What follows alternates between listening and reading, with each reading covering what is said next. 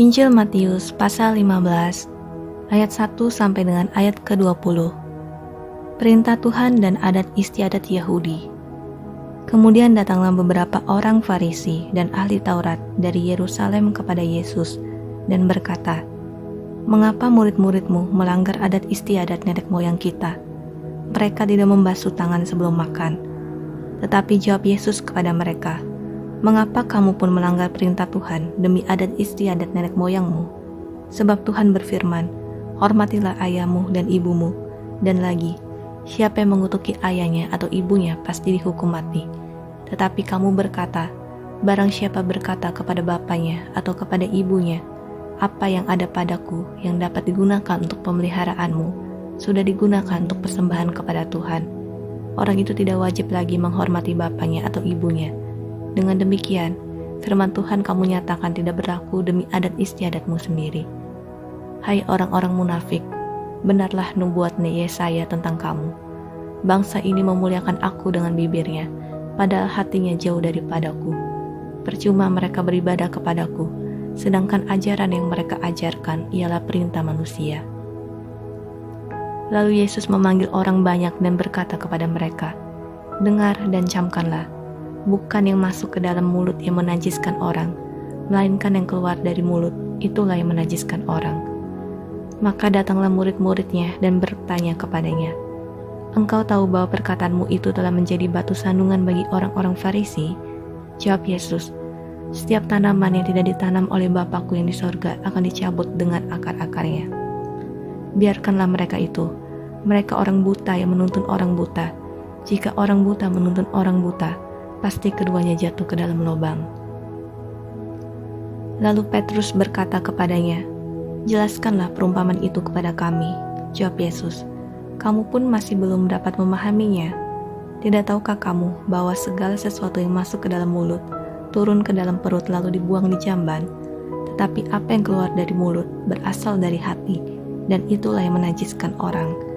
Karena dari hati timbul segala pikiran jahat, pembunuhan, perzinahan, percabulan, pencurian, sumpah palsu, dan hujat. Itulah yang menajiskan orang. Tetapi makan dengan tangan yang tidak dibasuh tidak menajiskan orang." Ayat 21 sampai dengan ayat ke-28. Perumpamaan Kanaan yang percaya. Lalu Yesus pergi dari situ dan menyingkir ke daerah Tirus dan Sidon. Maka datanglah seorang perempuan Kanaan dari daerah itu dan berseru, "Kasihanilah aku ya Tuhan, anak Daud, karena anakku perempuan kerasukan setan dan sangat menderita." Tetapi Yesus sama sekali tidak menjawabnya. Lalu murid-muridnya datang dan meminta kepadanya, "Suruhlah ia pergi, ia mengikuti kita dengan berteriak-teriak." Jawab Yesus, "Aku diutus hanya kepada domba-domba yang hilang dari umat Israel." Tetapi perempuan itu mendekat dan menyembah Dia sambil berkata, "Tuhan, tolonglah aku." Tetapi Yesus menjawab, "Tidak patut mengambil roti yang disediakan bagi anak-anak dan melemparkannya kepada anjing." Kata perempuan itu, "Benar Tuhan, namun anjing itu makan remah-remah yang jatuh dari meja tuannya."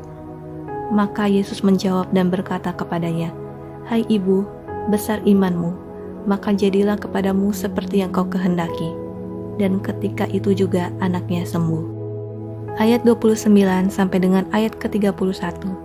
Yesus menyembuhkan banyak orang sakit.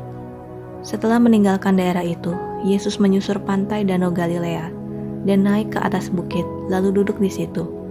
Kemudian orang banyak berbondong-bondong datang kepadanya, membawa orang lumpuh, orang timpang, orang buta, orang bisu, dan banyak lagi yang lain. Lalu meletakkan mereka pada kaki Yesus dan Ia menyembuhkan mereka semuanya. Maka takjublah orang banyak itu melihat orang bisu berkata-kata, orang timpang sembuh, orang lumpuh berjalan, orang buta melihat, dan mereka memuliakan Tuhan Israel. Ayat 32 sampai dengan ayat ke-39.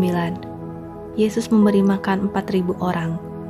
Lalu Yesus memanggil murid-muridnya dan berkata, "Hatiku tergerak oleh belas kasihan kepada orang banyak itu. Sudah 3 hari mereka mengikuti aku, dan mereka tidak mempunyai makanan. Aku tidak mau menyuruh mereka pulang dengan lapar, nanti mereka pingsan di jalan." Kata murid-muridnya kepadanya, "Bagaimana di tempat sunyi ini kita mendapat roti untuk mengenyangkan orang banyak yang begitu besar jumlahnya. Kata Yesus kepada mereka, "Berapa roti ada padamu?" "7," jawab mereka, "dan ada lagi beberapa ikan kecil." Lalu Yesus menyuruh orang banyak itu duduk di tanah.